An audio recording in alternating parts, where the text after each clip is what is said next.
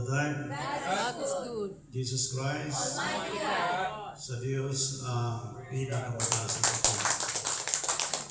Happy Feast of Pentecost.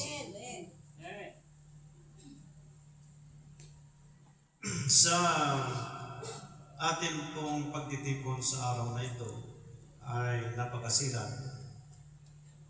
sapagkat ang Exodus chapter 9 verse 5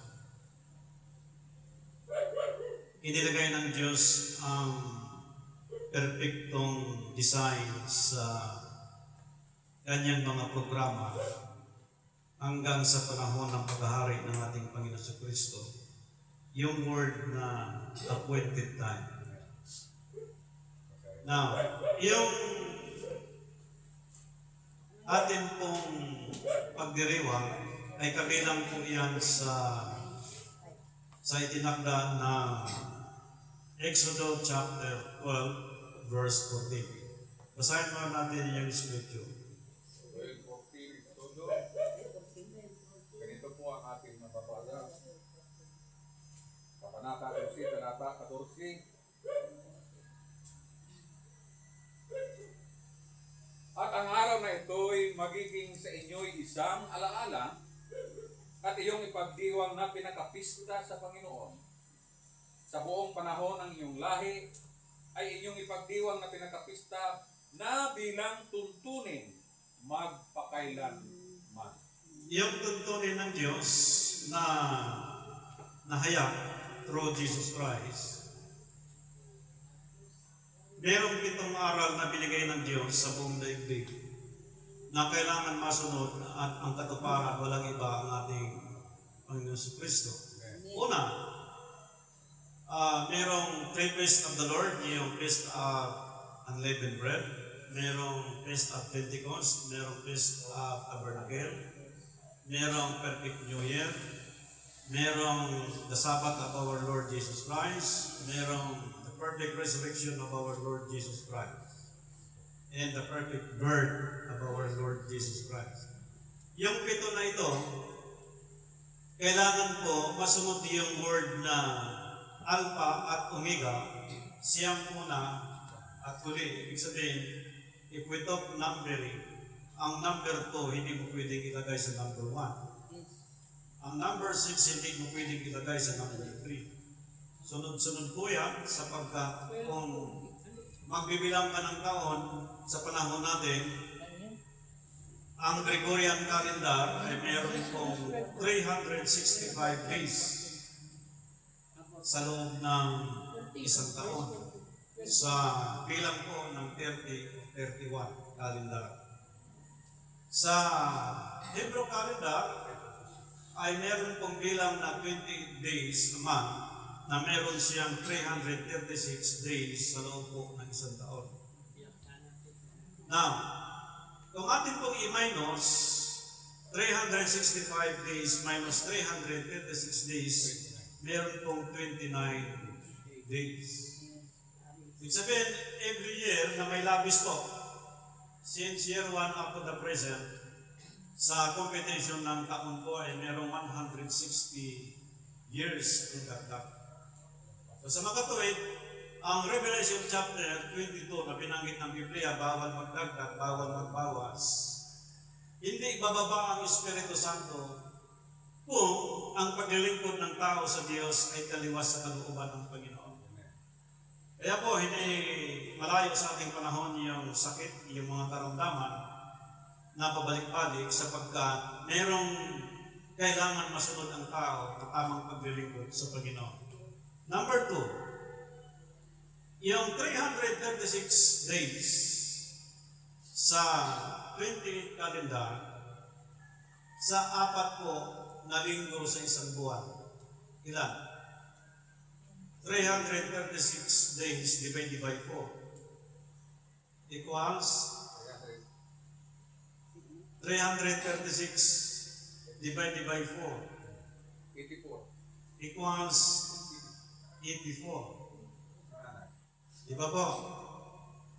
Sa 365 days divided by 4 sa Gregorian calendar, merong 91.4 Di ba po, mataas? 21.25. Okay? Kaya ang bilang sa isang taon,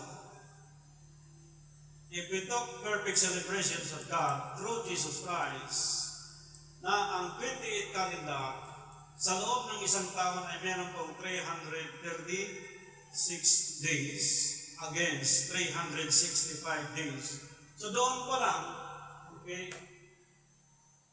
malaki na po yung dagdag na nagawa doon sa pag-apply sa gawain ng paglilingkod sa Panginoon. So makikita natin, bago natin tapusin ito, ipinakita po yung computation kanina na yung 365 days divided by 4 equals 91.25. Ito namang binanggit natin kanina na 91 minus 84 equals 7.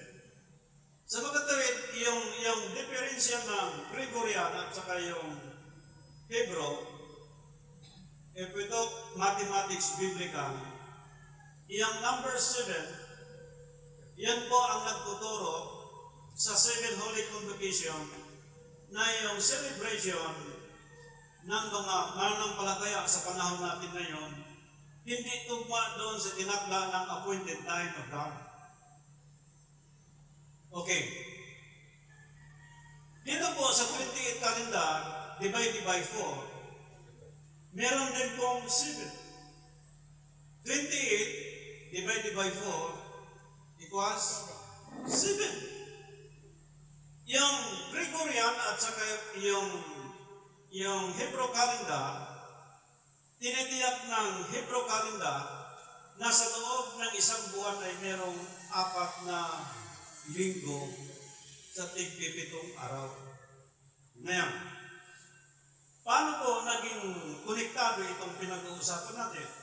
Sapagkat kanina sa Exodus chapter 12 verse 14, ang appointed time of God hindi po pwedeng baguhin ng sino man. Sapagkat dito po, if we took 30 calendar amount, i-divide po siya ng 4, lumalabas siya ng 7.5. So meron na siyang kagandagdag na 5 point doon sa 30.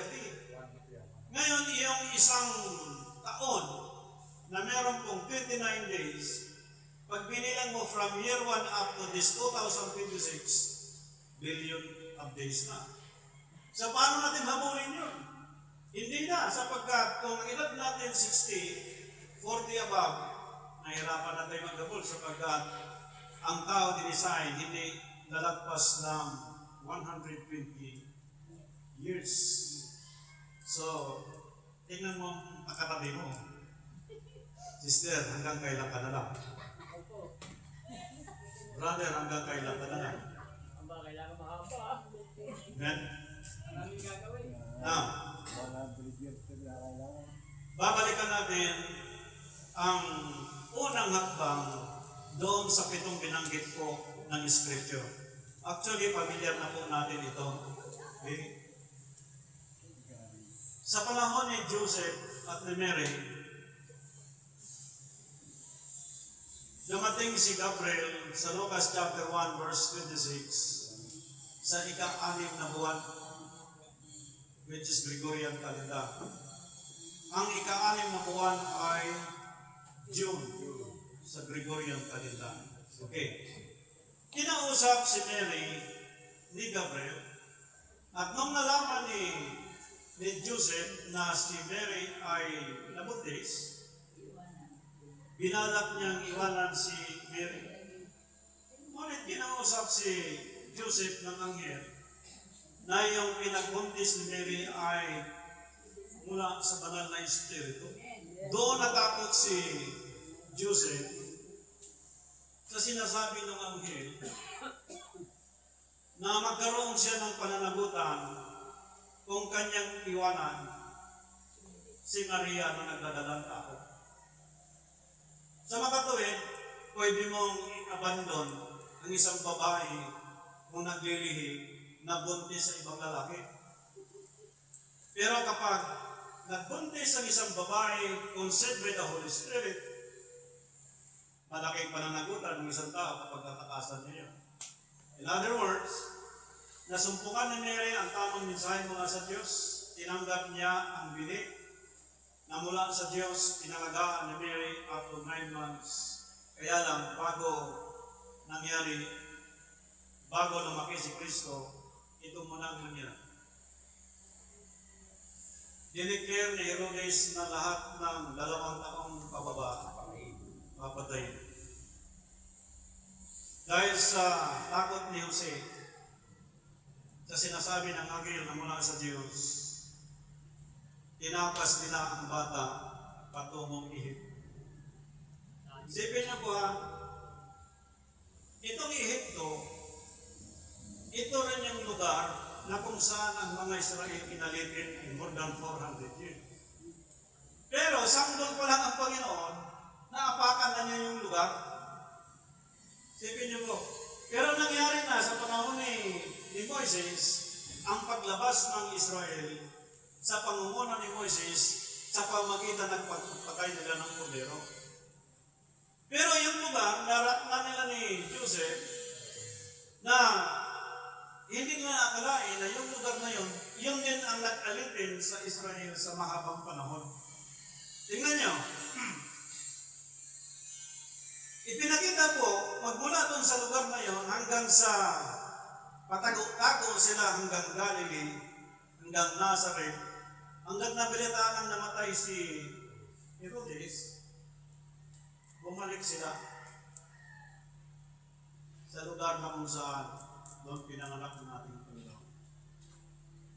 Ibig sabihin ko, kung ikaw yung instrument ng Diyos like Joseph and Mary, gaano ka laki ang sakripisyo na iyong gagawin para maingatan niyo sanggol.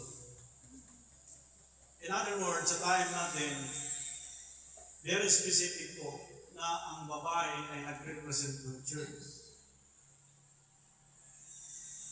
Dahil tayo ay church,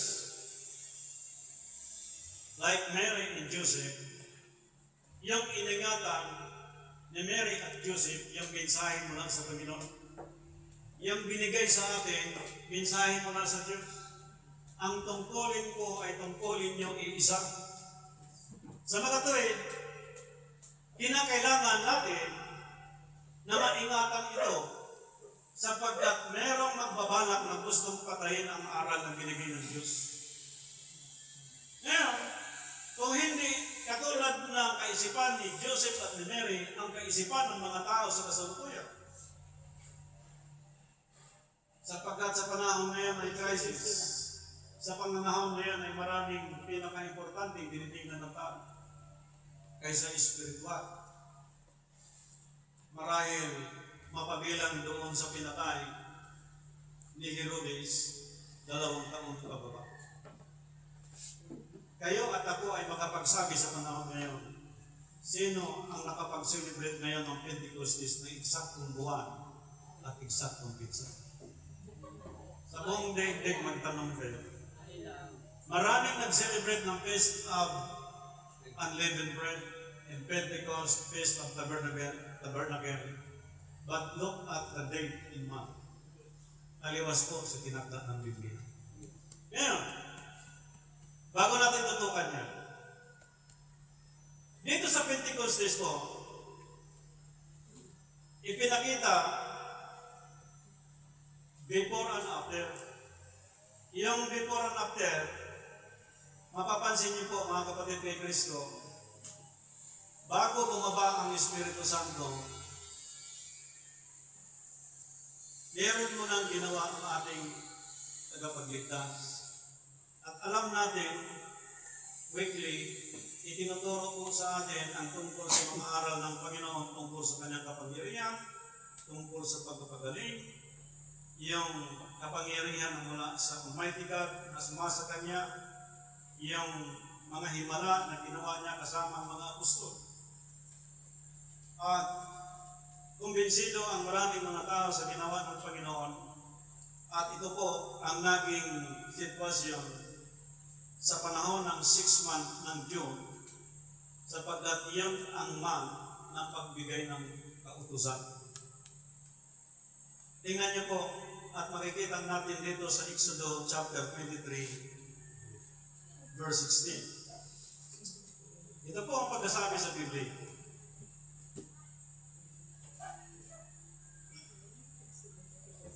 Sa Exodus chapter 23, verse 16. So, doon natin verse 16.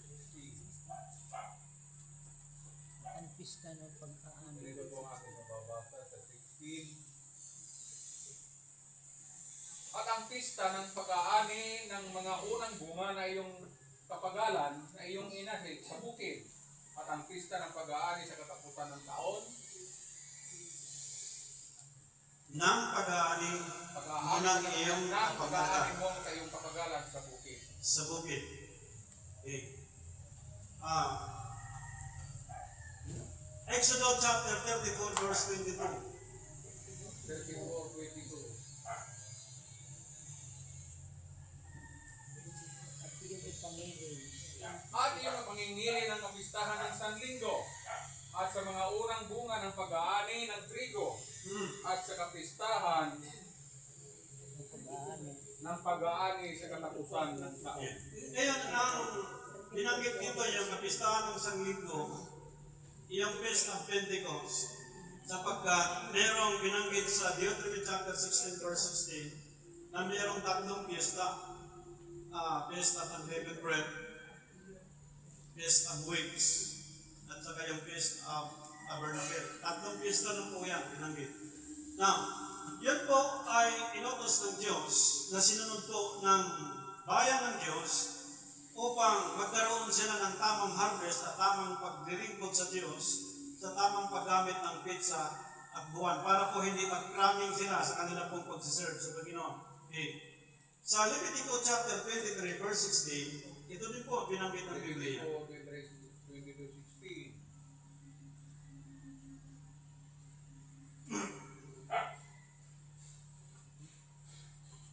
Sa makatuwid bagay, hanggang kinabukasan, ng ikapitong Sabat, dibilang kayo ng 50 araw at maghahandog kayo ng bagong handog na harina sa Panginoon. Yung tinutukoy po dyan sa scripture, after Feast of Unleavened Bread, yung last time na tayo po nag-celebrate ng Unleavened Bread para po makita natin, bibilang kayo ng ilan? 50 araw. 50 days. Hanggang sa kinabukasan sa ikapitong Sabat, merong 7 weeks. Yung 7 weeks, binanggit na po kanina, yung 49 plus 1, 50, Pentecost, 20 is 20 Pentecost, 50 días, yung pagbaba ng Espiritu Santo. Bago nangyari ang pagbaba sa Espiritu Santo sa panahon ng New Testament, ang sinaysay po from Exodus, sa binanggit ng Scripture kanina, ganun din po sa panahon ng New Testament, bago bumaba ang aral tungkol sa kapangyarihan ng Diyos. Sa Old Testament, mapapansin mo yung pananim, yung pag-harvest, tuwing kailan ka magtatanim, yung mga farming, alam nila kailan ang summer season, alam nila kailan ang winter season. Kailan ang pagtatanim sa ganitong klaseng buwan? Palay o kamuting kaway, alam nila yan, pinag-aralan ko nilang mabuti yan. Para po, ang tamang pananim at harvest, pagdating sa pagsiserve sa Panginoon, hindi po magkakabuhol-buhol sapagkat ngayon, kadalasan, tumama ang pizza ng Merkulis, gagawin ng linggo. Tumama katulad ngayon Lunes, ang June 15, mula doon sa Unleavened Bread, ibilang ka ng 7 weeks. Pag tumama ang June ng 15, katulad ngayon, gagawin ng karamihan kahapon pa linggo. Ibig sabihin, kung birthday mo ngayon at i-celebrate mo kahapon, hindi mo birthday kahapon kundi ngayon. Amen. Now, ang appointed time of God, tinakda doon sa Biblia na hindi pwedeng baguhin yun. Sapagkat yung first up to the last, hindi pwede ang number 1 gagawin mong 7. Hindi rin pwede na ang 7 gagawin mong number 1. Now, dito sa 7 Holy Convocations of God, ipinakita po ang perfect mechanism sa number 1. Walang iba yung the perfect birth of Jesus Christ. Bakit po? Tingnan nyo. Ang 10 Commandments, binigay ng Diyos kay Moises sa Exodus chapter 20. And then, ang church, from number 1 up to number 6, 7, and 9, ang church, yan po ang tamang rest ng church sa tamang pagka-discover doon sa appointed time of God. Bago siya papasok sa 10 Commandments sapagkat ang kautusan ng Diyos, yung 10 utos, kapag sinuha yan, magiging batas. Kaya hindi biro ang paglilingkod sa Panginoon. Amen. Amen. Ngayon, si Christ pinanganak ilang buwan? 9 months. Sa buwan ng March. From June, July, August, September, up to March. Now, nung pinanganak ni Mary si Jesus Christ, eksaktong 9 months, ang kanyang first month sa daigdig nito ay April. Ibig sabihin, ang April ay first month of the year. Sinong nagsabi sa Exodus chapter 13 verse 4 na lalabas sila si Moises on the first month of the year, which is Abib? Di ba Diyos? Amen. Sa Hebrew kanila. Ngunit, Diyos din ang nagtakda para utusan si Gabriel kay Mary na dumating ka on the 6th month sa taong yun para mag-birth si Mary sa eksaktong 9 months na ang first month ni Jesus Christ sa daigdig nito is April. Ang April sa Gregorian calendar, inarrange ni Kristo para hindi masira ang appointed time of God para pag nag-celebrate ka sa Panginoon, pag binabaan ka ng Espiritu, eksaktong oras at buwan na bigay ng Diyos. Hindi bigay ng tao. Ngayon, mapapansin natin ngayon kung sinong binabaan ng Espiritu Santo. Ipinakita po ng Scripture ang tungkol po dito at kailangan natin makita at ito ang sigaw ni Apostol Pedro nung bumaba ang banal na Espiritu. Are we ready? Makikita natin kung ano ang sinabi ni Apostol Pedro nung siya po ay isa sa mga nakatanggap ng kapangyarihan mula sa Diyos. Basahin natin ang sinabi ni Apostol Pedro. Chapter 2, verse, simulan natin sa verse 5.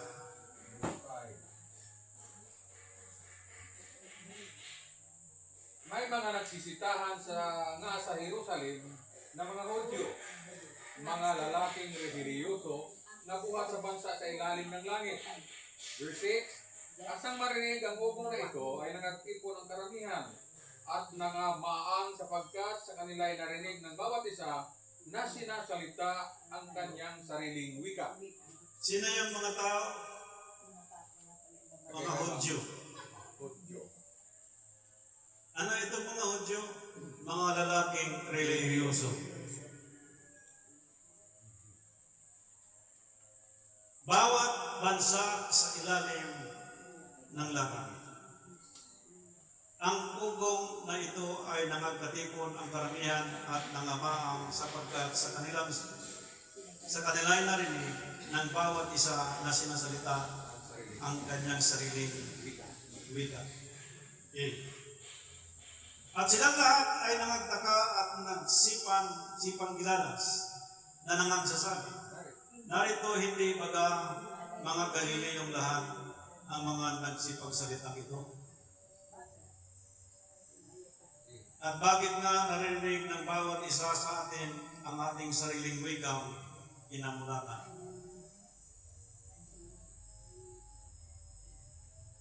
Tayong mga Parto at mga Mido at mga Elamita at ang nangananahan sa Mesopotamia, sa Judea at sa Cappadocia, sa Ponto at sa Asia,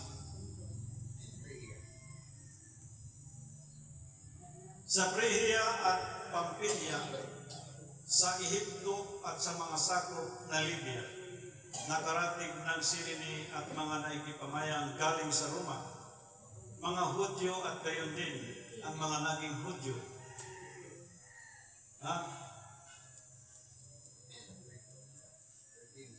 Mga Cretense at mga Arabi ay nakakarinig nating nagsipagsalita sila sa ating mga wika ng mga makapangyarihang gawa ng Diyos.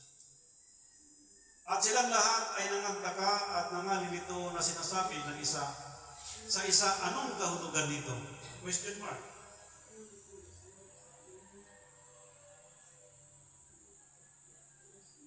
If we talk dispensations of time, sa time natin sa Spirit dispensation, yung mga wika na ito in-apply, blah, blah, blah, blah, blah, blah, blah, blah, blah. Speaking tongues. Huwag sa lamisa. Praise God. Hallelujah. Kilala ko yun. Sabi ni Apostol Pablo, kung tatlo kayo mag-wika, dapat titigil yung isa. Para ipaliwanag ang wika nila kung anong ibig sabihin. Kasi baka sabi ni Apostol Pablo, kung may dadaan, nagsasalita kayo ng ibang wika, baka sabihin, nauulol kayo. Maraming mga churches na maganap niyan. Ang totoong sinasabi ng wika, okay, yung magsalita ka ng tamang pagtuturo sa Diyos. Yun po ang tamang wika. Nasabihin mo ang tamang oras, tamang buwan, tamang pitsa. Yan ang wika na gustong ituro sa panahon po natin at hindi maituro ng tao yan kung namuhay ka lang sa sarili mong teohuliya. Amen? Kinakailangan babaan siya ng Espiritu Santo para sabihin niya sa bawat sulok ng daigdig na ito ang ating pagsunod sa Diyos. Kaya nagkagulo ang mga bansa, ang mga leader natin dahil mali ang pagsunod natin sa Diyos. Sinong magsasabi ngayon yan? Hindi madadala sa blah blah blah blah blah blah. Pagulong-gulong, iba-ibang wika, iba naglalaway na, iba nagsusuka na. Hindi na malaman kung anong gagawin basta sa Diyos. Ang sabi ng Biblia, okay lang magsalita ka ng ibang wika na hindi naintindihan ng iyong katabi, sapagkat ang taong yan ay nakipag-usap sa Diyos. Hindi masama. Pero kung tuwing gawain ng Diyos, lagi ka na ng ganyan. Lagi ka ng ganyan. Tapos mahilig mag-speak in tongues, pero ang ugali hindi nagbabago.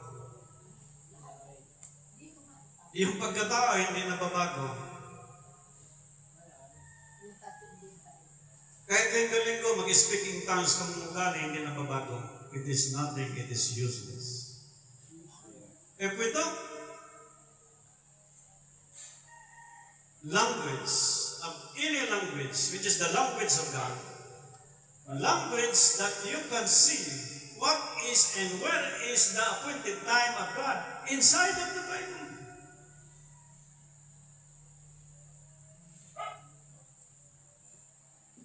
Iyong kautusan binigay. Ang batas, ang kautusan na may mga tuntunin through Jesus Christ, kapag sinuway ng tao, magiging batas na po sa tao at magiging parusa na sa tao. Ako, para sa akin, bilang lingkod ng Diyos, masaya na ako kung abutin ako ng 60 above or 70, magampanan ko lang ang tao. Kaysa mabuhay ako ng more than 100, mali naman ang paglilingkod ko sa Diyos. Tamang sinabi ng ating mga sisters in Christ sa ating kapatid. Binigyan ka ng Diyos for the second life. Saan mo gagamitin yung second life? Para sa worldly? No. Use for that second life for the glory of God.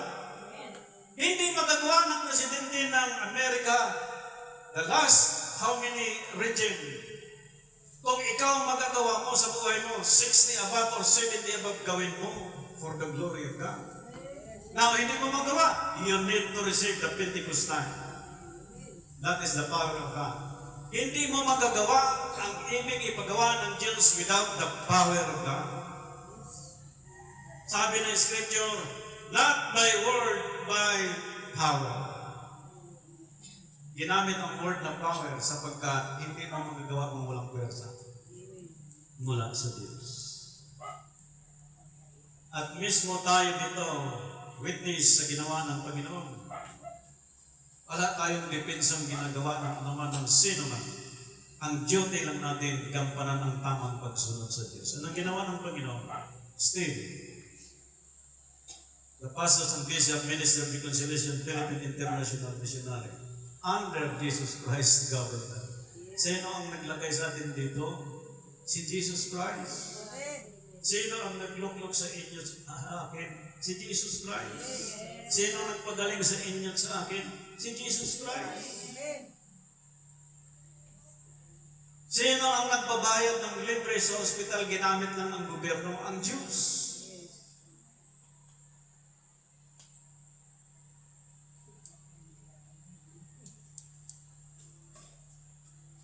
Now, dito po sa time na ito, balikan natin yung sinabi ni Apostol Pedro. Sapagkat dito sa chapter 2, masisilayan natin yung sinabi ni Apostol Pedro. But Peter, standing up, with the 11 lifted up his voice. Sino ba si Pedro? Di ba fisherman? Hindi siya professional.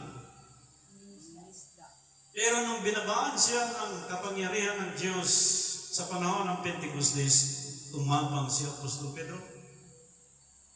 Wala siyang pakialam kung sino sa mga Hudyo ang makarinig sa sinasabi niya. Ito po yung sinabi niya.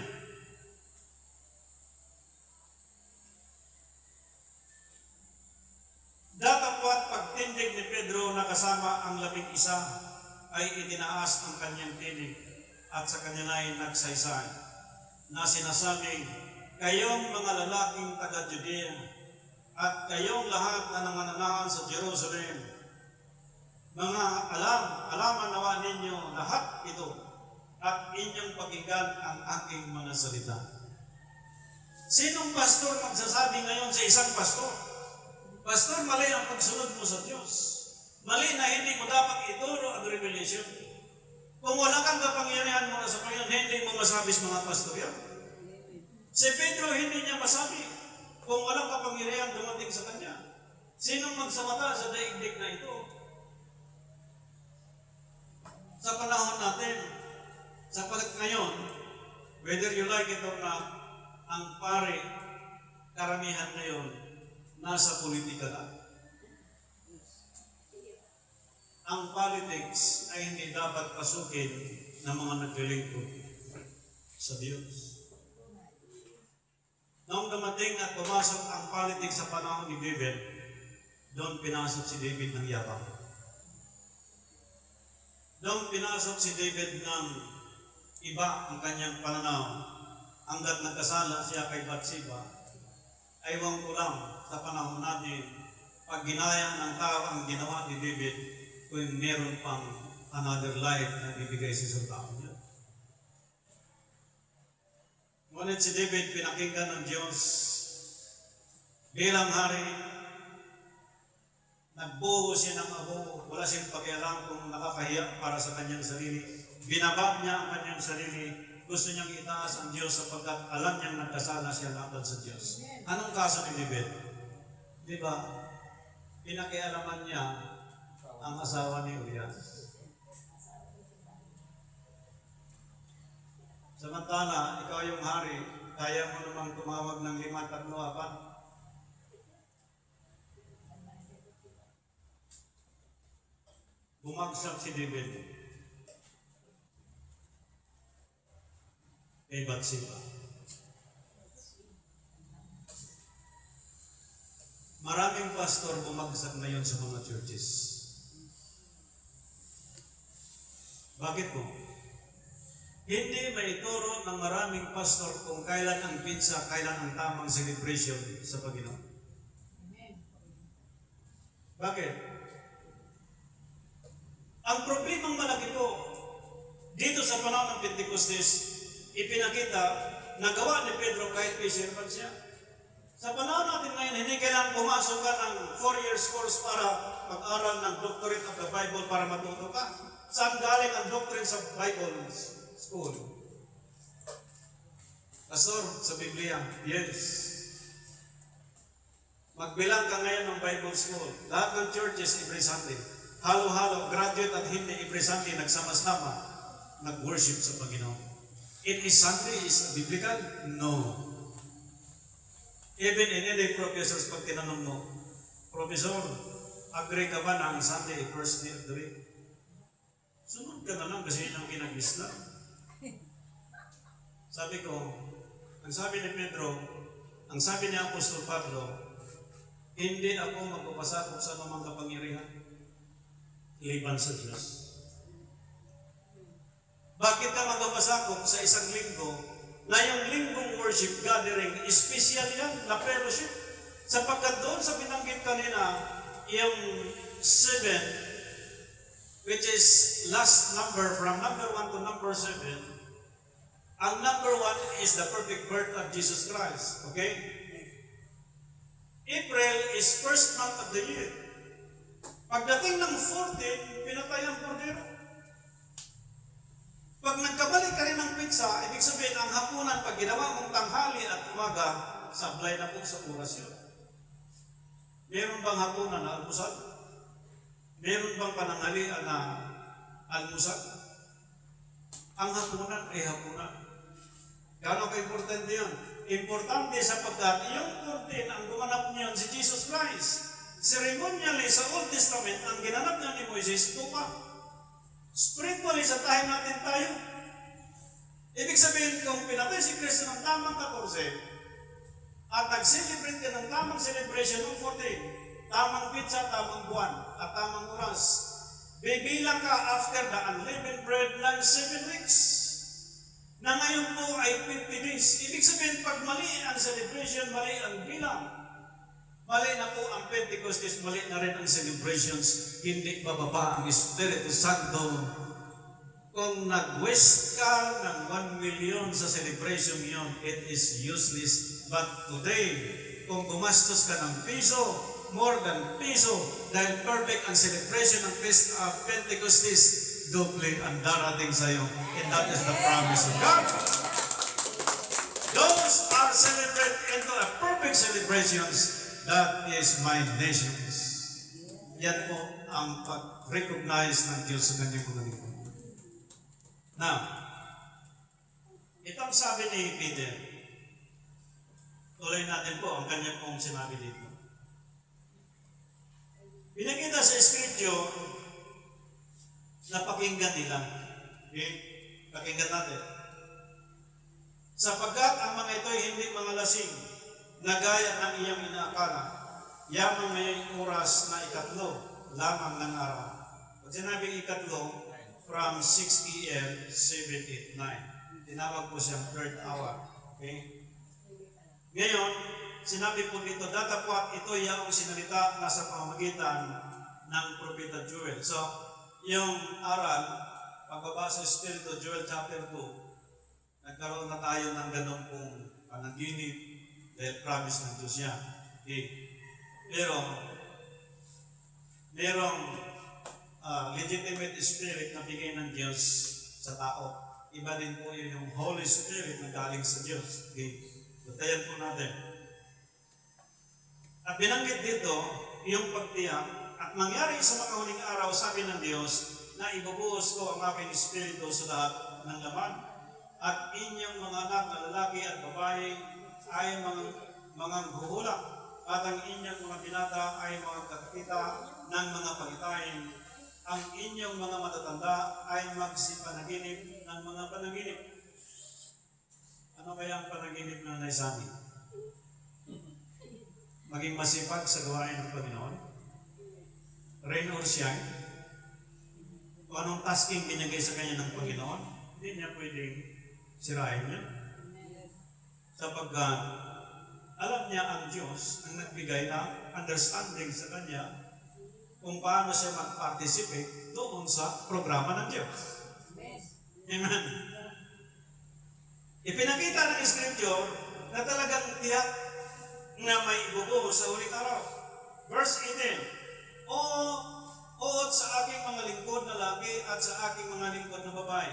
Now, men and women, we are the servants of the Lord both. Amen. Pag binigyan ako ng tasking, kasama tayo ni-recognize ng Panginoon na mga lingkod niya. Amen. Kumay na. Amen. Okay. Sa mga araw na yan, ibubuhos ko ang aking espiritu at magsisipanghula sila. Paano ka maghula?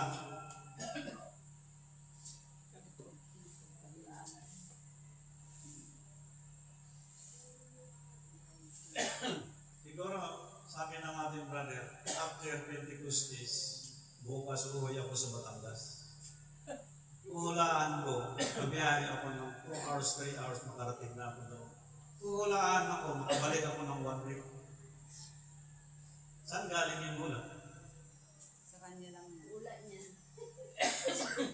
Ibig sabihin, nung si Joseph at si Mary, kinausap ng anghel mula sa Diyos, hindi na si Joseph nag-iisip para sa kanyang sarili kung anong dapat niyang gawin.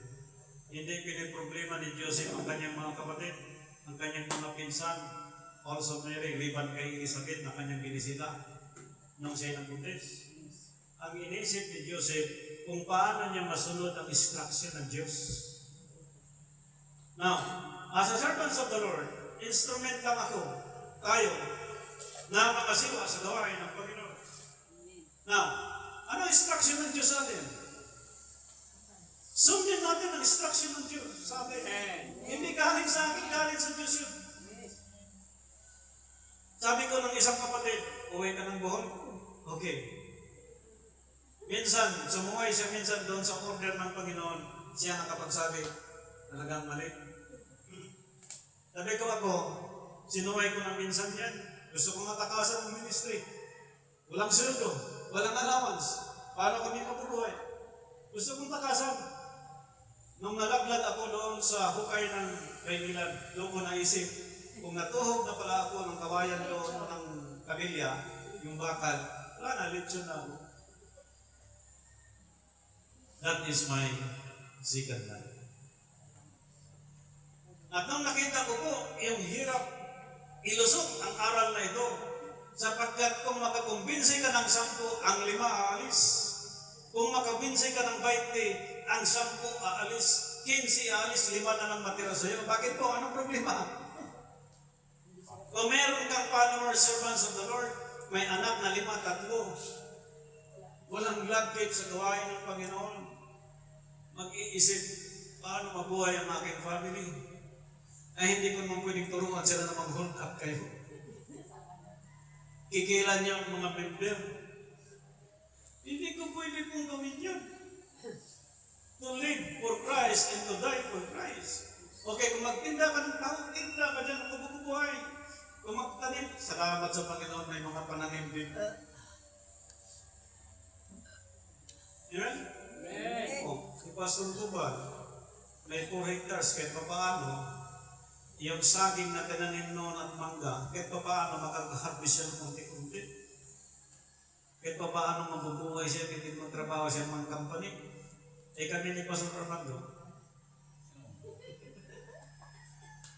minsan nagtatanim pa kami ng mga herbal na mamatay pa. Sapagkat yung kalikit namin, wala kaming space na lupa noon. Kayo, naglawak ng lupa. Tapos may tama pa kayong paglilingkod sa Panginoon. Anong kulang sa inyo? Kumpleto na po kayo dito. Amen? Yes. Sabi ko sa isang sister, sabi ko, ikaw mo na. Ang kasunduan natin sa Diyos ay kasunduan natin sa Diyos. Bakit nagkaroon ka ng pasya na hindi galing sa Diyos? Nagpasa si Joseph at si Mary to live and to die, mag-asawa, nagmahalan, na mamagitan ng instruction ng Diyos sa kanila. Ibig sabihin, nung lumaki si Jesus from 1 year old up to 30 years old, iningatan nila yon at hanggat nag-ministry, at iyak kung mag-asawa nung pinako sa krus ng Calvary sapagkat iningatan nila na hindi papatay ni Herodes, ngunit patyod lang pala ng mga Hudyo. But because of this, after 3 days and 3 nights, nabuhay ang Panginoon. Lumusot sa dingding na kahit sarado. Ngunit, tinuruan sila ng 40 days tungkol sa kaharian ng Panginoon kung paano maghahari ang Panginoon sa panahon natin. Tinanong siya ng mga apostol, Panginoon, isa sa uli mo ba ang kaharian sa dati? Sabi niya, hindi sa inyong pagkakaalam. Nilihim sa mga apostol, pero hinayag sa ating panahon through Jesus Christ. Sabi ng John chapter 14 verse 26, ang Espiritu na mula sa mga aking susubuin at ituturo sa inyo ang lahat ng bagay. To remember all things and to teach all things. Malimutin ka, ituro ng Espiritu Santo. Hindi kailangan ang memory medicine para uminom ka at magiging flexible ang iyong memory. Hindi. It is only by the Holy Spirit. Ang Holy Spirit ay hindi siya pwedeng lituhin na kahit 3 days, 4 days mag-fasting ka, mautok mo yung Espiritu Santo para makuha mo yung gusto mo? No. Without water, Pastor, kahit na. Without food, Pastor, kahit na. Hindi mo pwedeng lukuhin ang banal na Espiritu. Eh sabi ni David, create in me a clean heart, O God. Renew. Na yung heart na ito ay galing sa Panginoon. Ngayon, pag natuto ka, binabakan ng Espiritu, hindi ka rin pwedeng magyabang. Sapagkat sisitahin ka rin ng Espiritu Santo, mali yan. Ngunit pag hindi ka nakinig sa sita ng Espiritu Santo, disiplina ang abutin mo. Tatlo lang naman pupuntahan ng tao eh. Sementeryo, hospital, saan pa? Sementeryo, hospital. Saan yung isa? Ha? Kulungan.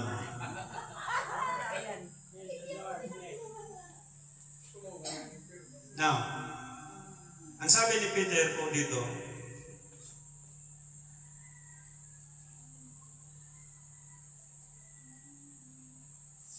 ang araw ay magiging kadiliman at ang buwan ay dugo bago dumating ang araw ng Panginoon. Yaong araw na dakila tatangin. May liwanag pa ba ngayon? Yung araw. Sa mga churches, anong liwanag na binigay? Basta may Sunday worship eh. Yes, alam ko. Pastor, may Passover eh. Yes, alam ko. Okay, balikan natin. Tuwing kailan ang lingguhang gawain? Linggo. Tuwing kailan ang communion? Every quarterly, every weekly. Kung weekly, after this communion, bibilang ka ng 7 weeks. Paano ka mag-start ng bilang? Weekly ka ng communion. Paano ka rin mag-start ng bilang kung every quarterly ka mag-communion? Hindi mo matutok ang tamang celebration. Pagkamali ka lang ng pizza at oras, hindi mo na matutok mga kapatid kay Kristo. Ang tanong ng marami, porque hindi kami nag-celebrate ng buwan at pizza ng tama, hindi kami maligtas. Sabi na Scripture, ligtas kayo kung matyaga niyong iningatan ang salita ng Diyos. Ang ligtas lang ang gumaganap ng tamang celebration sa Panginoon. I tell you frankly, brothers and sisters. Amen. Iyang sanggol na iningatan ng Diyos by Mary and Joseph, na iningatan ang mag-asawang ito, at iingatan sa panahon natin, sa panahon ng pagdilim na ito, na binanggit ng Espiritu na magiging kadiliman ang buwan, ang dugo, bago dumating ang lahat. Ibig sabihin, pag dumating ang Panginoon, dilim na ang kalagayan ng mundo, bagamat may buwan at may araw. Bakit po? Maraming nag-serve sa Panginoon na nigarilyo. Maraming nag-serve sa Panginoon lasinggo. May mga alak sa likod. Maraming nag-serve sa Panginoon sa church. Nasa Diyos. Pero pag wala sa church, hindi nasa Diyos. Pastor, ba't mo sinabi yan? Yan ang buhay ko, 5 years ago. 5 taon na ba sa ministry, ang buhay ko, palihim-lihim. At napansin ko sa pulpito, pag tumayo ako, na hindi ko inayos ang sarili na mula sa Panginoon, napansin ko po may ginawa akong laban sa Diyos. Nakakaya sa Panginoon. Hindi mo pwedeng bulahin ang banal na Espiritu. Pwede mong bulahin ang mga followers in church for the meantime. But ang Holy Spirit, hindi mo pwedeng bulahin yun. Sapagkat bawat turo ng isang pastor, ikaw mismo ang tinuturo ng salita ng Diyos. Amen. At dito, pag-uusapan natin, yung sinabi ni Apostol Pedro sa mga Hudyo at yung napansin ng iba't ibang mga lingwahe na bago tayo pinanganak, ito po, ang nagagawa nila at magagawa din natin. Kaya pala po, yung mga propeta kahit pinagpapatay at yung mga apostol, kaya pala nagawa nila yun. Yung pagbaba ng panahon ng Pentecostes, yun po ang perfect time na ipinakita na merong 120 na pinabaan ng dila apoy na sa kanilang ulo. Pero sa panahon natin, hindi natin makikita yun. Because if we talk the anointing of God, you can see and you can speak of whatever understanding in revelations na ang nag-dictate sa iyo, hindi ang iyong theology, kundi yung Holy Spirit. Now, if you know how many thousands of language comes from God, kahit mag-Bisaya ako, English speaking sa pandinig mo. Kahit mag-Tagalog ako, German sa pandinig mo. Ibig sabihin, ang hirap intindihin, pero kahit grade 1 ka lang naintindihan mo. Sapagkat ang magpapaunawa niya ay banal na Espiritu. Kapag dumating sa banal na Espiritu, binigyan ka ng instruction ng banal na Espiritu. Kapag nirefuse mo, iyong bisel ng Diyos, ang Diyos mismo ang nirefuse mo, kahit kailan, hindi na pwedeng mag-restore sa Kanya again for the next time na mag-apprehend sa Kanya yung Pentecostes time sapagkat binigo na ng tao ang Diyos. Ngayon, pag binigo, sabi nga kanina, merong mga taong hinalo na gusto nang mamatay. Naghabilin na kung anong hinahabilin. Imagine, ano kaya naramdaman ng taong yan? Ano kayang pamatayan? Dilim kaya? Impyerno kaya? Apoy kaya? Hindi alam ng tao. Maramdaman mo na parang palapit ka na doon. Ang kaaway habang palapit ka na doon sa finishing line, papasukan ka na yan ng mga negativeness. Hindi totoo yan. Hirap ka mo sa grabe dito. Ang totoo. Kasi ayaw niya makareceive ka ng eternal life. Ngayon, kayo nakakalam, kaya ng mga edad na, very close na. Napansin niyo na yan, na parang ilalayo na kayo, nidistansya na kayo. Napansin na niya. Okay? Merong iba na, hindi ako ano dyan kasi wala akong ambak. Hindi ako ano dyan kasi wala akong nagastos, wala akong pera. Alam niyo mga kapatid, kayang sagutin ni Brad Lobe yung ating pagsalusaluhan sa halaga lang ng 500. Hindi kailangan ng maraming pagkain. Pero dahil sa nagkatuwaan tayo sa kadakilaan ng Diyos, dahil bago titinawag sa paglilingkod, gaano tayo kagastado noong unang araw? Ang yaman natin, bumabangka pa tayo sa inuman. bumabangka pa tayo sa kung anong samantala yung pera mo, yung sweldo mo para sa pamilya, ginagastos mo sa bantala, pasikat ng pasikat. Ano nangyari? May nagkasakit sa kidney, atay, naninilaw na sobrang sa sobrang tapang ng alak. Sinong kumita? Doktor. Yung family magsakripisyo, magbantay sa ospital. Pero yung doktor, tuloy-tuloy ang bayan. Ngayon, tayo naglilingkod sa Panginoon. Okay? Sa sanlibutan, pag sinabing, tig-1,000 tayo ang bakan, pagpili ng alak. Di, akin 1.5. Yung iba sabihin, 2.5. Yabang naman nun. May dumating na siman, 3.5. O sige, sagot na yan. Pagdating sa Panginoon, ang laki naman yata. Bakit naging hirap pagdating sa Panginoon? Ngayon, ambag ka ngayon. Next, ambag ka. Sige na lang ambag. Pag sa Bisaya, pag gikapoy ka na, ang sabi nga ng aming teacher sa mathematics, if you cannot add one, you better discuss. Sabi ko, ang klaseng English yun. If you cannot avoid, you can discuss. Kaya na. Di ba? Yung sabi ko, dito hindi obre. Tingnan nyo. Isaiah chapter 28 verse 5. Isaiah 28 verse 5. Chapter 28 verse 5. Okay, basahin po natin sa Tagalog. Sa araw na iyon ay magiging putong ng kaluwalhatian ang Panginoon ng mga hukbo at pinakadiyadima ng kagandahan sa nalabi sa kanyang bayan. Kailan mangyari? Sa panahon yan. Kailan ang panahon tinutukoy? Sa panahon na natin. Hallelujah. Ang kilingan pa number 38 ang pinili ng Diyos para mangyari sa lugar na ito. Amen. Tingnan nyo.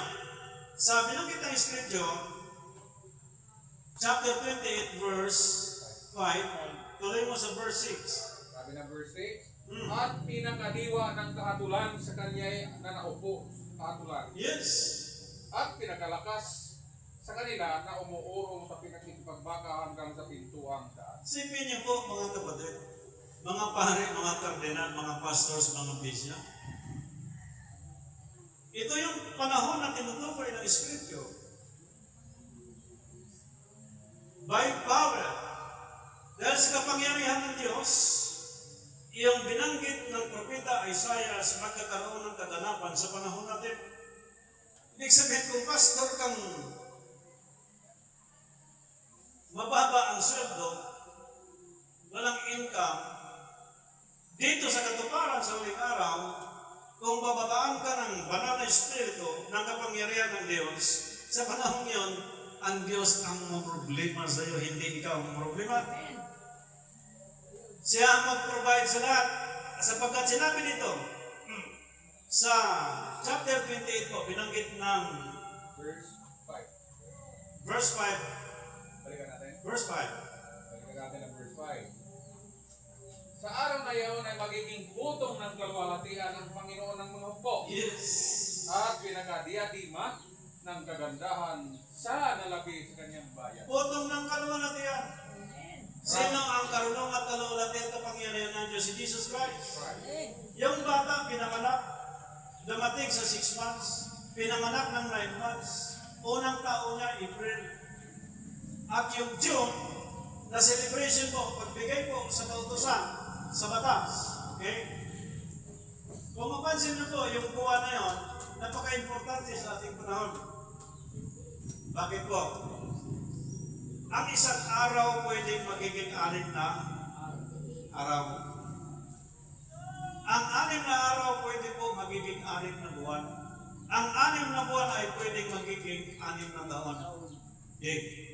Itong 6 months na ito ay pinakita nang pinanganak si Jesus Christ, pinanganak ng 9 months, first month ang April sa Gregorian calendar, at namuhay siya ng 30 years sa Lucas chapter 23. After 3 and a half, tinapos niya ang ministry to save and to redeem. Pagkatapos sa kanyang resurrection, after 3 days and 3 nights, Hebrews chapter 12, he sat down the right throne of the Father. Kailan nag-start ang kanyang kingship time? Yung umupo sa kanan ng Ama in the name of Jesus Christ.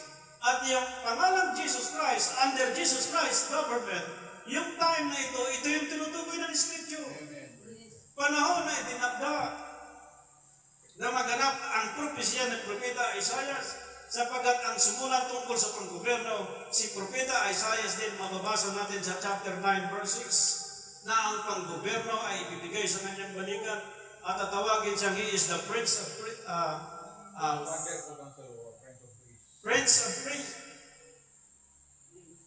Peace, Counselor and Everlasting Father.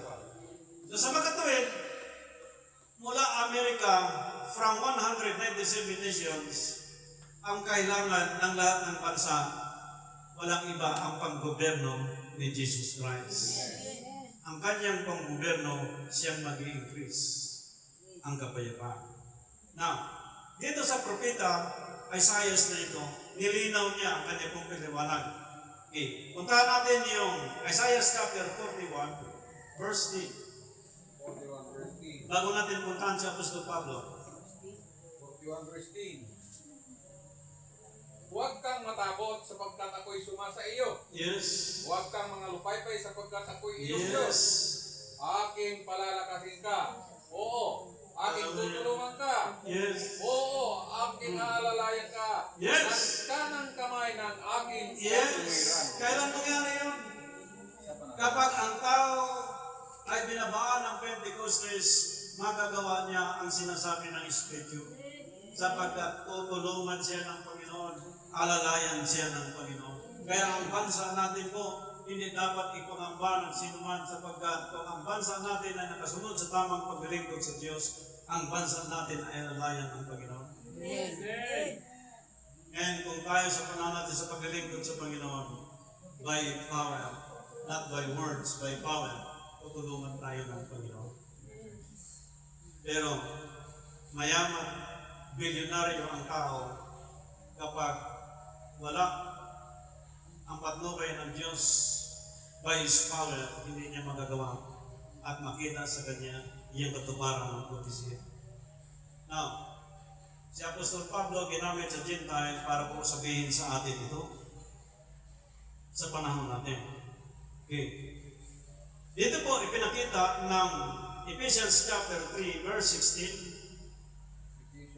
upang sa inyo'y pagkaloob niya ayon sa mga kayamanan ng kanyang kaluwalhatian. Ibig sabihin, ang Diyos kailangan luwalhatiin. Ang pagluwalhati sa Diyos, kapag ang Diyos ay tatawag sa kanyang mga lingkod para luwalhatiin siya at gampanan ang tamang paglilingkod, anong sabi ng Scripture? Ayon sa mga kayamanan ng Diyos. Ayon sa kanyang kayamanan ng kanyang kaluwalhatian na kayo'y palakasin ng kapangyarihan sa pamamagitan ng kanyang Espiritu sa pagkataong loob. Ang ating pagkataong labas, mahina. Kailangan natin ang pagkataong loob na mula sa Diyos. Kaya sabi ng Apostol Lucas, laksan niyo ng loob ninyo sapagkat napagtagumpayan ko na ang sanlibutan. Anong decision natin? Decision mula sa Diyos. Okay. Binanggit ng Colossus chapter 1 verse 11. Na kayo'y palakasin ng buong kapangyarihan ayon sa kalakasan ng kanyang kaluwalhatian. Hallelujah. Ayon sa kalakasan ng kanyang kaluwalhatian. Okay? Na kayo'y palakasin ng buong kapangyarihan. Pag sinabing buong kapangyarihan, wala pong kulang yan. Okay? From number 1 to number 7.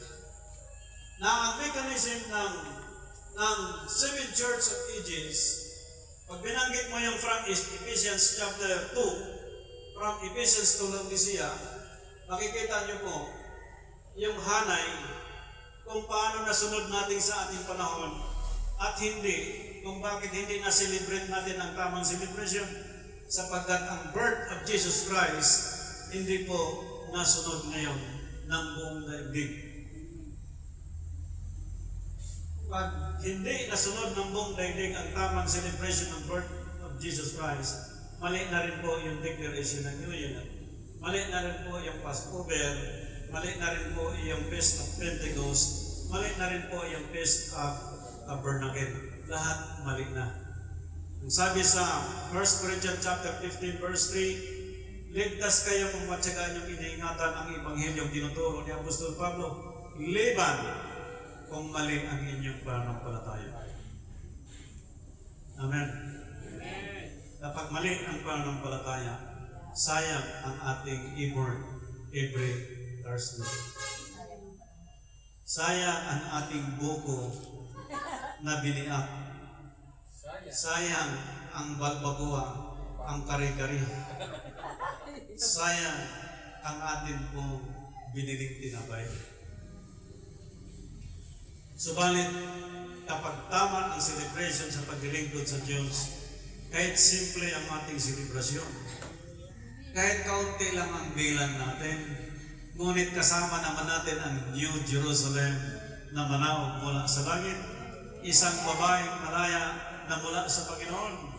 Ang bilang natin physically ito lang, ngunit kasama natin ang 144,000 mga banal sa Diyos, kasama ang 24 elders. Sa Diyos ang pinakamataas na papuri. Luwalhati, pagkakira sa banal at makapangyarihan ng pangalan. Ngayon, tayo po ay manalangin sa Panginoon. Tayo naman sa Diyos, manalangin tayo sa